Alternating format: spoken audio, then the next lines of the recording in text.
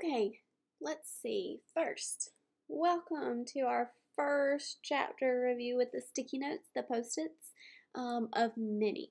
This is going to be our chapter 1, the science of biology. And the way that this is going to work is I'm going to walk you through each page of your textbook, show you where and why I put stickies, and then point out to you some important parts of your textbook that maybe you might have not noticed or paid much attention to before. So, page 1, pretty simple. At the top, there's going to be this big idea, and you're going to see that more in depth at the end of this chapter, but the big idea here is that science is a way of knowing. So we're going to look first at an introduction to biology, why scientists study things, and kind of how they go about doing their research.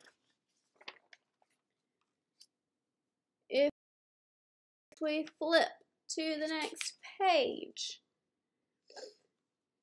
there's a little synopsis of what science is and what it is not. This is sometimes termed the nature of science. And so I added a post-it here with some information for you. There are several different concepts about what science is or is not, but the main ones are that science uses a variety of methods.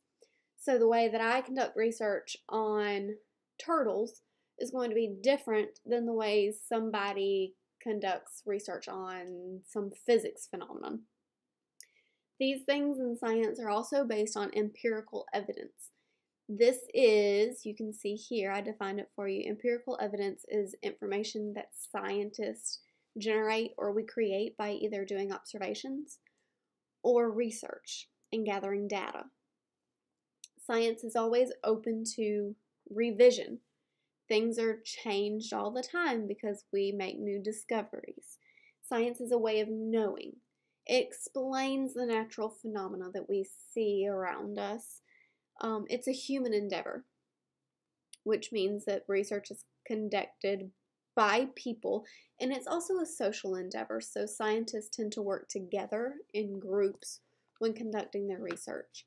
It also assumes that there is an order and a consistency.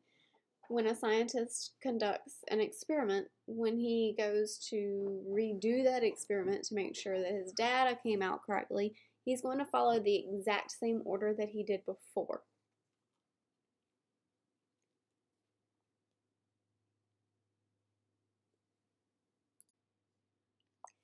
Okay, up in this corner are vocabulary terms.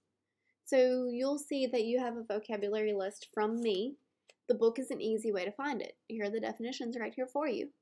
It also tells you a little bit about word origins. So science here is telling us it means knowledge. Now, as you read through this, you'll learn about different parts of the scientific method, and we'll come back to that in just a second. But there's an example at the bottom. So a scientist would start off his research by making an observation. So it seems like some grass here in location B is a bit taller than that of location A. He's then going to make an inference in a hypothesis. Here he's going to say there's something that's making this grass grow a little bit more than the grass here over in location A.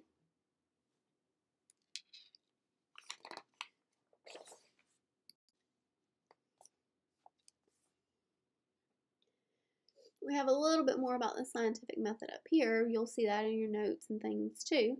Back down to our experiment. You want to design a controlled experiment. If you don't have all of your variables, all of your factors under control, then you won't really know what is influencing what. All right, so we have a couple different variables. These are going to be the same 3 variables across most experiments. Of course, the variable will change some, the actual variable. You have a control. This is going to be something that is set aside that's not going to be messed with. So, for example, here we're going to have a location where there's no nitrogen added because our scientists think that the extra nitrogen is what is making the plants grow taller.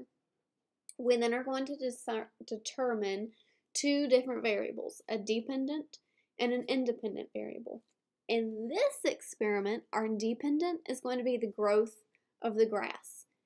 The dependent variable can also be called a responding variable. And here, this grass is responding to the amount of the fertilizer that is added, the amount of nitrogen added.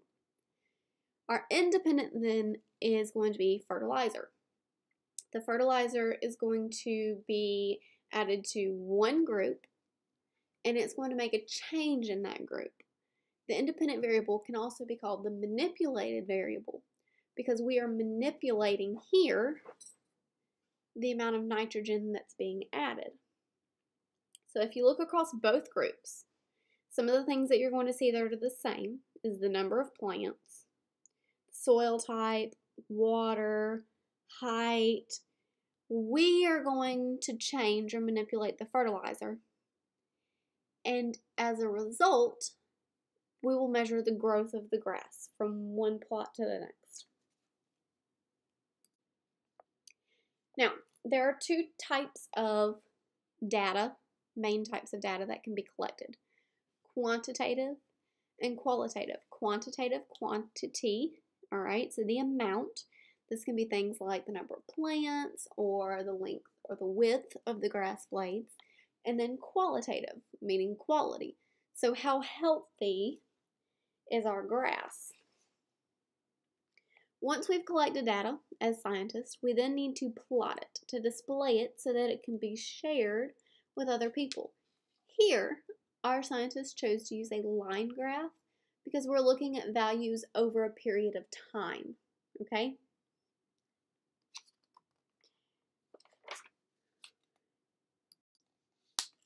Here's a nice little graphic of the scientific method. The one thing that I think that we should really focus on here is there's a bunch of different steps. These are the steps you saw just a few pages ago. However, just because there is a method does not mean it's always going to be followed. So that's what this big circle is right here. You might start a few steps in your experiment and realize that it's going terribly wrong. So you have to start all the way back over and decide on a different way to do it. And sometimes you might get all the way to the end and you might not have anything significant, but that's okay because no data or insignificant data is still data. It's still telling you something even if it's telling you that what you did didn't work. Okay. When you come into science, biology in particular here, there are a few different attitudes that you want to keep as a scientist. You need to be curious. That's how research starts. Scientists come up with a question because they're curious about something that they've observed or they've thought about. You have to keep an open mind, be skeptic, and look only at evidence.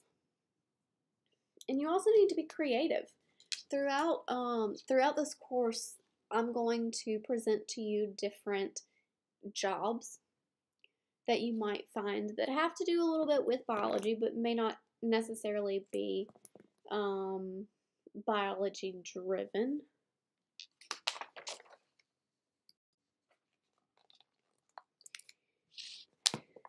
These next few pages explain more about technology and science, how science works. So after the whole long process of coming up with a hypothesis and gathering data and drawing conclusions, when you feel that you have really strong, sturdy evidence, when a scientist gets ready to share that, they're going to do this thing called a peer review.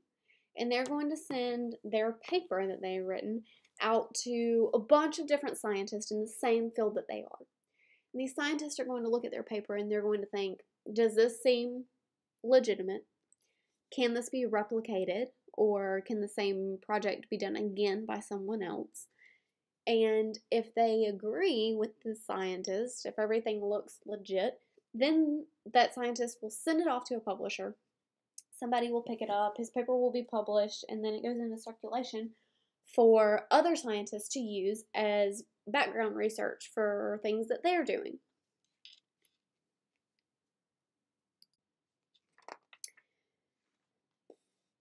part of making your hypothesis is having a theory. When you have tested your explanations several times, then it's actually then called a theory. So there's two ways, and it's pointed out actually right here. There are two terms or meanings for theory. One is an idea that you have. One is a well-researched explanation.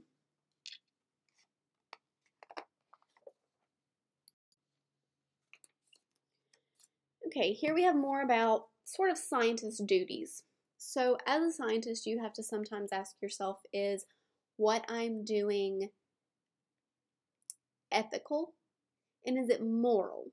So we have to be careful, scientists have to be careful when working with things like animals, because you have to make sure that, first of all, your research has to be approved by tons of different companies and corporations. And if it's then approved and it's determined to be ethical or moral, then you can move on. For example, you can't do certain tests on people because it wouldn't be morally correct or it wouldn't be ethical if you're hurting someone just to gather research. We also have to avoid this thing called bias. Bias is thinking that one way is correct and no others are. So going back to one of the ideas earlier, we have to stay open-minded.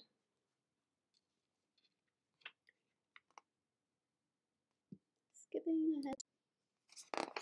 Here are these characteristics again spread out, and like I said before, here you'll see 8 between this page and this page. This just takes you a little bit more into depth.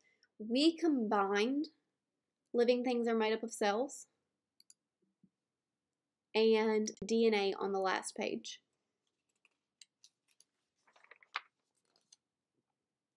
Here you see a bunch of different big ideas. Now, if you remember, I pointed out the big idea at the very beginning of this chapter. The big idea here is science as a way of knowing. So we're questioning, what role does science play in the study of life?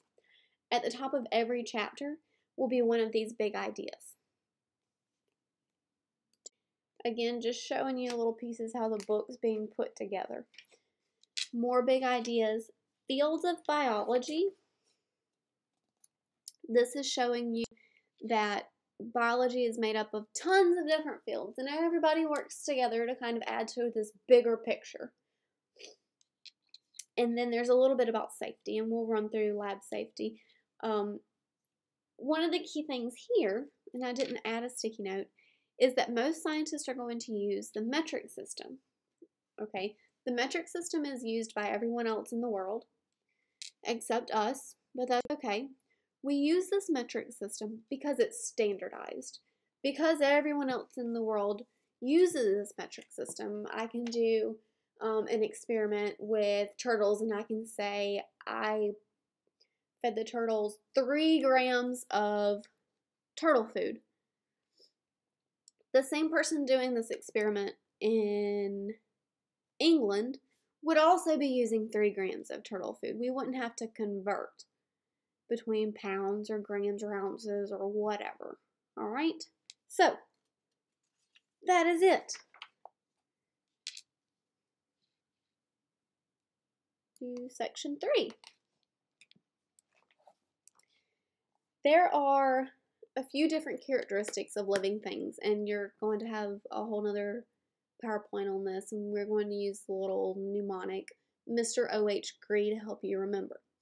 So, there are 7 main characteristics of living things. Here, there will be 8. We are going to combine 2 of them, and I'll show you how they match. So, Mr. O.H. Gree, I have a nice little picture of a green man that will be in my room that you'll be able to see. M is for metabolism. Metabolism is obtaining and using materials and energy. You take in food, turn it into energy. R, reproduce. O, there is an order. Living things are made up of a basic unit called cells. We have a universal genetic code. H, homeostasis. We have to be able to maintain a stable internal environment. G, we grow and develop. R, we respond to our environment. And then E, evolve, we change over time. If something does not contain these 7 characteristics, it cannot be considered alive. So you'll find later when we talk about viruses that there's going to be 1 or 2 of these characteristics that don't really fit, so we then cannot consider a virus as being alive. Whereas plants or people or dogs or whatever exhibit all of these characteristics.